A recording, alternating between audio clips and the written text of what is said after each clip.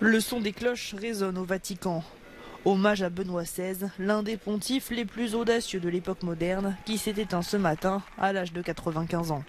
Le premier pape à avoir démissionné en 600 ans, laissant place à une situation inédite. Pour la première fois, le pape aura un rôle de premier plan dans les funérailles de son prédécesseur. Les funérailles auront lieu jeudi 5 janvier à 9h30 sur la place Saint-Pierre et elles seront présidées par le pape François. Comme nous l'avons déjà dit ce matin, à partir de lundi, le corps du pape émérite sera dans la basilique Saint-Pierre, où les fidèles pourront se rendre avec leurs prières pour une dernière rencontre avec le pape émérite, pour le saluer et lui dire au revoir. Les hommages se multiplient dans sa ville natale en Bavière ou encore sur la toile avec de nombreuses réactions politiques. Olaf Scholz, chancelier allemand, décrit un chef d'église spécial pour beaucoup. Pour Giorgia Meloni, première ministre italienne, Benoît XVI a été un géant de la foi et de la raison. Toujours sur Twitter, Emmanuel Macron adresse ses pensées aux catholiques de France et du monde.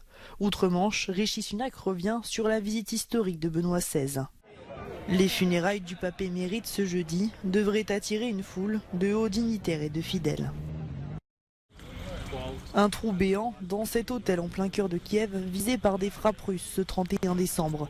L'alerte a été donnée à la mi-journée et l'électricité a été coupée de manière préventive dans certains quartiers.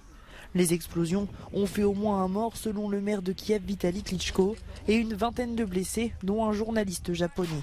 12 des 20 missiles tirés sur la capitale auraient été stoppés par la défense aérienne ukrainienne. Sur le front, l'Ukraine se rapproche toujours de Kremina, mais les combats intensifs menés par la Russie sur Bakhmout continuent. De son côté, Vladimir Poutine a présenté ses vœux devant des militaires russes. Il a décoré Sergueï Sourovikine, le responsable de ce que le Kremlin appelle l'opération spéciale contre l'Ukraine. Dans son deuxième discours le plus long de Nouvel An, il a notamment accusé l'Occident de mentir à la Russie et d'avoir poussé Moscou à lancer l'offensive contre Kiev. Rester fort et unis face aux crises, c'est le message du discours de nouvelle année de Roberta Metsola, la présidente du Parlement européen. Nous avons été chargés de faire face au vent arrière de la pandémie, à une tempête parfaite de changement climatique, de pics d'inflation et de diminution des approvisionnements. Tout cela dans un contexte de guerre sur notre continent. Mais si l'histoire et surtout cette année nous ont appris quelque chose, c'est que l'Union européenne sort des crises plus fortes et plus unies. Et en 2023, nous devons redoubler d'efforts pour protéger nos valeurs. Et plus important encore, nous continuerons d'être aux côtés de l'Ukraine pour la paix dans la liberté, dans la dignité et dans la sécurité. Malgré de nouvelles frappes de missiles ce 31 décembre, les Ukrainiens se sont réunis pour accueillir la nouvelle année. 2022 a été marqué par une guerre brutale. L'Europe espère que 2023 apportera la paix. Après l'Italie et l'Espagne, le Royaume-Uni et la France ont à leur tour annoncé des mesures de contrôle pour les voyageurs venant de Chine.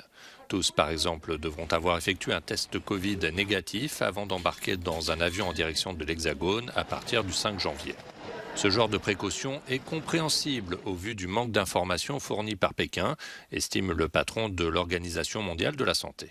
Ce vendredi, des responsables de l'OMS ont rencontré des dirigeants chinois pour évoquer la flambée épidémique constatée dans le pays depuis que Pékin a mis fin à sa politique draconienne du zéro Covid. La Chine renforcera la communication avec les pays concernés, fournira des garanties pertinentes pour les voyages à l'étranger des citoyens chinois au moment opportun.